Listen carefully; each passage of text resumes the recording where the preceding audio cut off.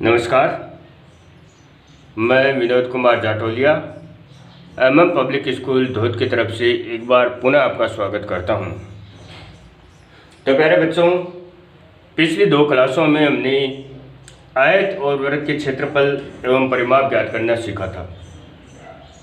हमने सीखा था कि किस प्रकार से आयत की लंबाई और चौड़ाई दी हुई होती है तो हम आयत का क्षेत्रफल और परिमाप कैसे ज्ञात करते हैं। इसी प्रकार जब वृत्त की भुजा दी हुई होती है तो वृत्त का क्षेत्रफल एवं परिमाप किस प्रकार से ज्ञात किया जाता है। तो आज की जो हमारी क्लास होगी वो उन्हीं दोनों क्लासों पर आधारित होगी, जिसमें हम प्रश्नावली 11.1 पढ़ेंगे। प्रश्नावली 11.1 है। प्रश्नावली जो 11वीं है हमारी, वो प्रश्नावली है क्षेत्रफल एवं परिमाप। विभिन्न आकृतियों का क्षेत्रफल ज्ञात करना, परिमाप ज्ञात करना।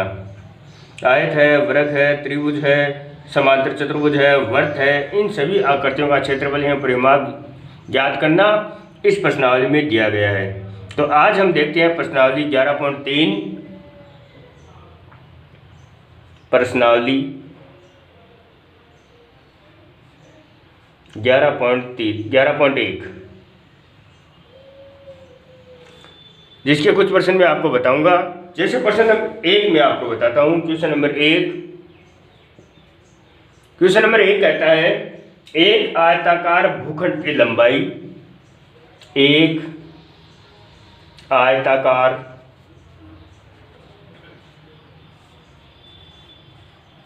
भूखंड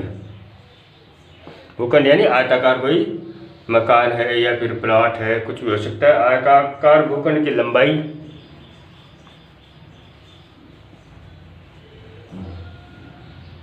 500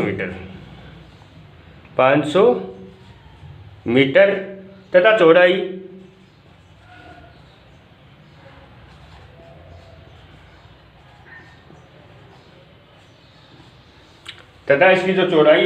300 मीटर। लंबाई तो है 500 मीटर तथा चौड़ाई है 300 मीटर। आपको ज्ञात करना है। देखिए, ज्ञात कीजिए।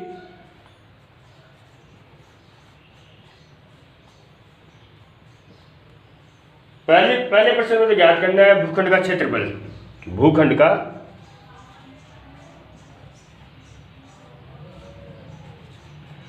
क्षेत्रफल। और दूसरे में आपको ज्ञात करना है 10,000 रुपये प्रति वर्ग मीटर की दर से भूखंड का मूल्य ज्ञात करना है आपको। यानी ये भूखंड कितने रुपए में मिल सकता है आपको। 10,000 रुपये प्रति वर्ग मीटर की दर से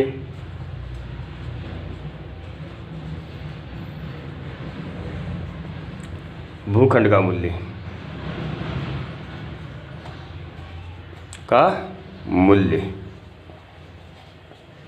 देखिए, प्रश्न को ध्यान से पढ़िए और उसके बाद में देखिए कि इसमें हमें क्या याद करना है। प्रश्न कहता है कि एक आयताकार भूखंड की लंबाई तो है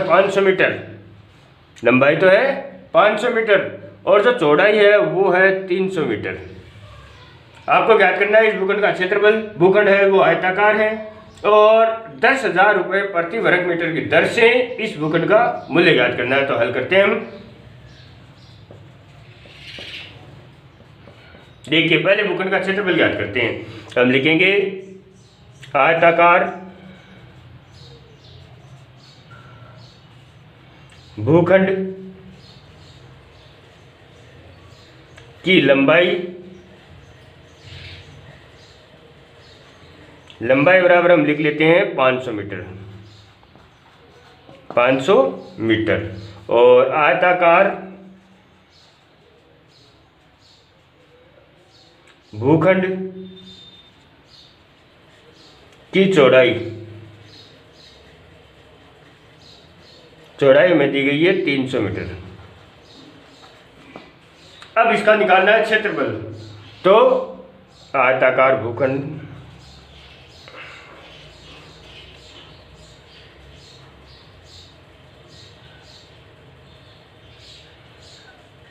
का क्षेत्रफल। तो प्यारे बच्चों, देखिए कि हम किस सूत्र का प्रयोग करें। हमारा जो भूखंड है वो आयताकार है तो आयत के क्षेत्रफल का सूत्र ही प्रयोग करेंगे। तो आयत का क्षेत्रफल मैंने आपको बताया था लंबाई गुना चौड़ाई, लंबाई गुना चौड़ाई, ये इसका क्षेत्रफल हो गया। अब इस क्षेत्रफल की सहायता से, इस सूत्र की सहायता से हम इसका क्षेत्रफल ज्ञात करते हैं। तो लंबाई की जगह लंबाई का मान रखते हैं 500, गुणा चौड़ाई की जगह चौड़ाई का मान रखते हैं 300। दोनों को गुणा कर देते हैं, 2 जीरो इसमें 2 जीरो इसमें, तो 4 तो लगाते हैं 0, और 3 को 5 से गुणा करते हैं तो 15। 1,50,000 वर्ग मीटर कितना क्षेत्रफल आया? 1,50,000 वर्ग मीटर। क्षेत्रफल को हम हमेशा वर्ग इकाई में लिखते हैं, वर्ग मीटर। अब ये तो हो गया इसका क्षेत्रफल। दूसरे में है 10,000 रुपये प्रति वर्ग मीटर की दर से, 10,000 रुपये प्रति वर्ग मीटर की दर से इस भूखंड का मूल्य ज्ञात करना है। एक वर्ग मीटर का 10,000 रुपये है, तो 1,50,000 वर्ग मीटर वाले भूखंड का कितना मूल्य होगा, ये आपको ज्ञात करना है। तो देखिए दूसरे का उत्तर करते हैं हम। 10,000 रुपये प्रति वर्ग मीटर की दर से भूखंड का मूल्य। तो मूल्य हम याद कर लेते हैं। एक वर्ग मीटर का 10,000 रुपये, और पूरा वर्ग मीटर कितना आया था हमारे पास में? 1,50,000। गुणा करना है दोनों को, गुणा कर देते हैं। देखो 4 जीरो इसमें 4 जीरो इसमें, तो 8 तो लगाते हैं 0।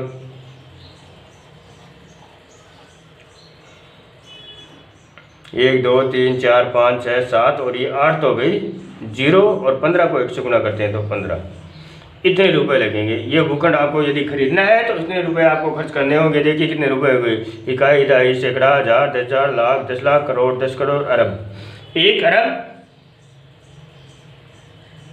50 करोड़, 1 अरब और 50 करोड़, तो या फिर 150 करोड़ भी कह सकते हैं। इस प्रकार से हम प्रश्न हल करेंगे।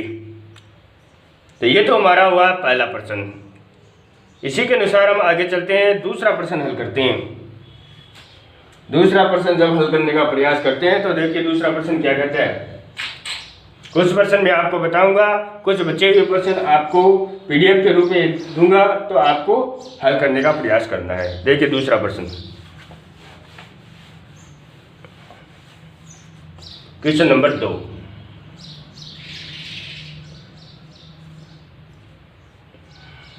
क्वेश्चन नंबर 2 हो गया हमारा। एक वर्गाकार पार्क का क्षेत्रफल ज्ञात कीजिए जिसका परिमाप 320 मीटर है। एक वर्गाकार पार्क है, एक वर्गाकार पार्क का क्षेत्रफल ज्ञात कीजिए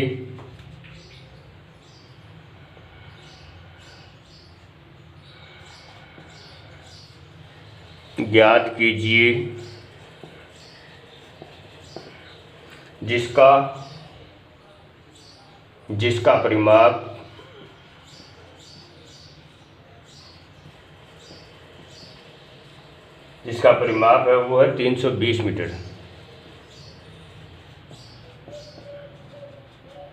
अब हमें देखिए कि परिमाप तो दिया गया है और क्षेत्रफल पूछा गया है। अब वर्गाकार है पार्क, अब किसी भी वर्ग का क्षेत्रफल या परिमाप ज्ञात करते हैं तो उसके लिए हमें किसकी आवश्यकता पड़ती है? उसके भुजा की लंबाई की आवश्यकता पड़ती है। भुजा के बिना हम उसका परिमाप या क्षेत्रफल नहीं ज्ञात कर सकते। तो जो हमें दिया गया है उसी के अनुसार हम आगे बढ़ते हैं और उसकी सहायता से पहले तो हम भुजा ज्ञात करते हैं और उस भुजा की सहायता से क्षेत्रफल ज्ञात करते हैं। तो देखिए मेरे बच्चों, हल करते हैं इसका। वर्गाकार पार्क का परिमाप बराबर है 320 मीटर। अब तो देखिए मेरे बच्चों, वर्गाकार पार्क का परिमाप दिया गया है हमें, तो परिमाप का सूत्र लिखेंगे हम। तो वर्गाकार पार्क का परिमाप का सूत्र होता है 4 गुना भुजा। तो इसकी जगह हम लिख देते हैं 4 गुना भुजा बराबर परिमाप दिया गया, कितना दिया गया, 320 मीटर। ठीक है, अब भुजा याद करना है। 4 देखो इधर गुना में है, बराबर के निशान के इस तरफ कोई संख्या गुना में होती है तो उस तरफ लेकर जाती है, तो किस में जाती है, भाग में जाती है। तो भुजा बराबर हमारे पास में आ जाती है, भुजा बराबर देखिए 320 मीटर तो है यहाँ पर, 4 गुना में है तो 4 आ जाएंगे भाग में, और 4 का भाग देंगे हम 320 में, तो 320 में 4 का भाग देते हैं। तो देखिए प्यारे बच्चों 832, ये जीरो यहाँ पर आ जाएगा। कितनी बार भाग चला गया, 80 बार। तो भुजा बराबर आ गई 80 मीटर। ये तो आ गई वर्गाकार पार्क की भुजा, वर्गाकार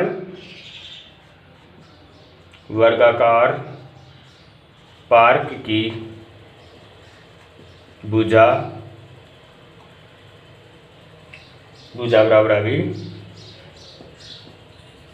80 मीटर। अब इसका क्या याद करना है, हमें क्षेत्रफल याद करना है, तो क्षेत्रफल याद कर लेते हैं। तो वर्गाकार पार्क का क्षेत्रफल, ये क्षेत्रफल का सूत्र लिखते हैं। तो वर्ग का क्षेत्रफल याद करने के लिए मैंने आपको सूत्र बताया था, भुजा गुना भुजा या भुजा स्क्वायर, भुजा स्क्वायर।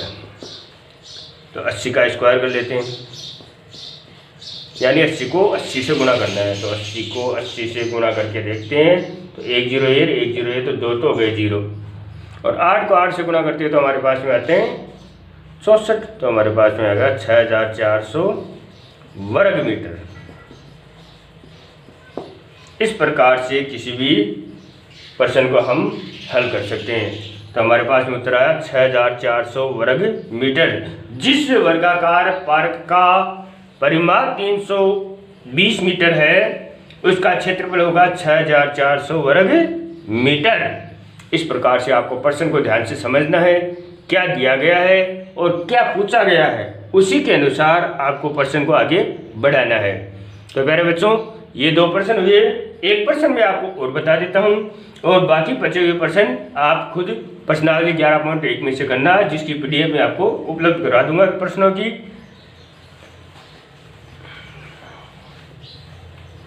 तो देखिए मेरे बच्चों, प्रश्न नंबर 3, क्वेश्चन नंबर 3 क्या कहता है, एक आयताकार भूखंड की चौड़ाई ज्ञात कीजिए जिसका क्षेत्रफल 440 वर्ग मीटर है तथा लंबाई 22 मीटर है। देखिए, एक आयताकार भूखंड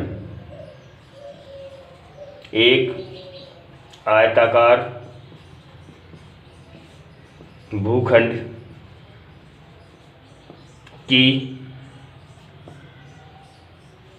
चौड़ाई ज्ञात कीजिए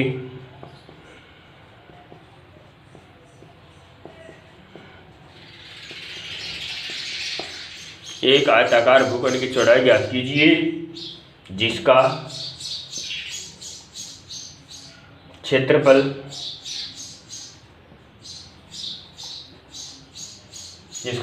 तो है 440 वर्ग मीटर तथा चौड़ाई तथा लंबाई है वो है 22 मीटर।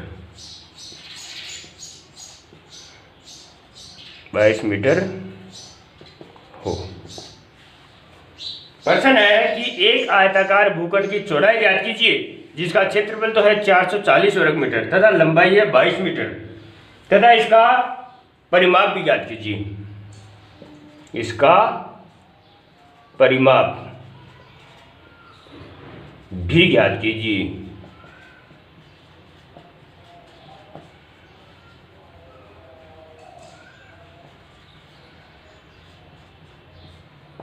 तो प्रश्न क्या हुआ हमारा, प्रश्न है कि एक आयताकार भूखंड है जिसकी चौड़ाई याद करना है आपको, जिसका क्षेत्रफल तो है 440 वर्ग मीटर तथा लंबाई है 22 मीटर।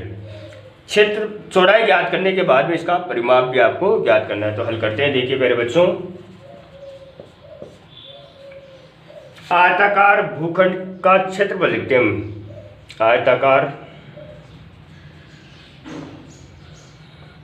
भूखंड का क्षेत्रफल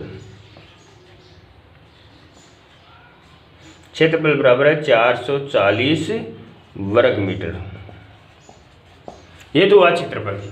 इसकी लंबाई लिख लेते हैं। आयताकार भूखंड की लंबाई बराबर है 22 मीटर। चौड़ाई हमें याद करनी है। तो देखिए प्यारे बच्चों, आयताकार भूखंड का क्षेत्रफल दिया गया है तो क्षेत्रफल का ही सूत्र लिख लेते हैं। तो आयताकार भूखंड का क्षेत्रफल का सूत्र हो गया लंबाई गुणा चौड़ाई। ये तो क्षेत्रफल का सूत्र हो गया। क्षेत्रफल कितना दिया हुआ है? 440 वर्ग मीटर। 440 वर्ग मीटर ये क्षेत्रफल हो गया। लंबाई की जगह लंबाई का मान रखते हैं, चौड़ाई का मान है नहीं क्योंकि चौड़ाई हमें ज्ञात करनी है। तो लंबाई की जगह रखते हैं 22 गुणा चौड़ाई। चौड़ाई ज्ञात करें हम, बराबर 440। तो चौड़ाई बराबर हो जाएगी, चौड़ाई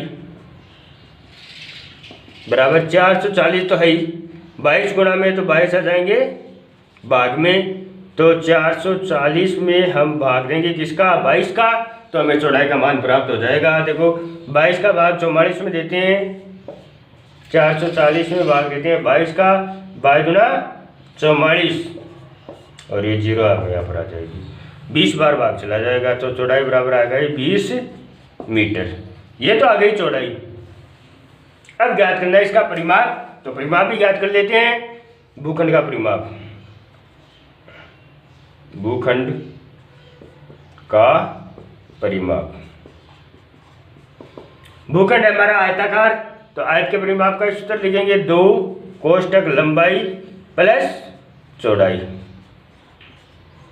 चौड़ाई हमारे पास में आई गई तो 2 कोष्टक लंबाई की जगह 22 गुणा चौड़ाई की जगह 20। दोनों को जोड़ करके 2 से गुणा कर देते हैं तो 2 गुणा 20 और 22, 20 और 22 हो गए 42। और 42 को करते हैं 2 से गुणा तो हमारे पास में आते हैं कितने?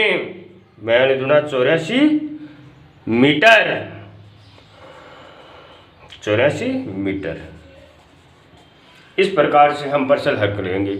इस प्रश्न में आसानी से समझ में आ रहा है कि लंबाई दी गई है, क्षेत्रफल दिया गया है, चौड़ाई ज्ञात करनी है। चौड़ाई ज्ञात करने के बाद में इसका परिमाप ज्ञात करना है। हमने क्षेत्रफल की सहायता से पहले, क्षेत्रफल और लंबाई की सहायता से पहले चौड़ाई ज्ञात की और चौड़ाई और लंबाई की सहायता से हमने इसका परिमाप ज्ञात किया। इस प्रकार से किसी भी प्रश्न को समझ लेंगे और उसको हल करने का प्रयास करेंगे। तो आगे 3 प्रश्न मैंने आपको बताए हैं। 8 प्रश्न कुल है इसमें 11.1 में। बाकी बचे हुए 5 प्रश्न आपको हल करना है और कोई भी समस्या हो तो मुझसे संपर्क करना है। धन्यवाद।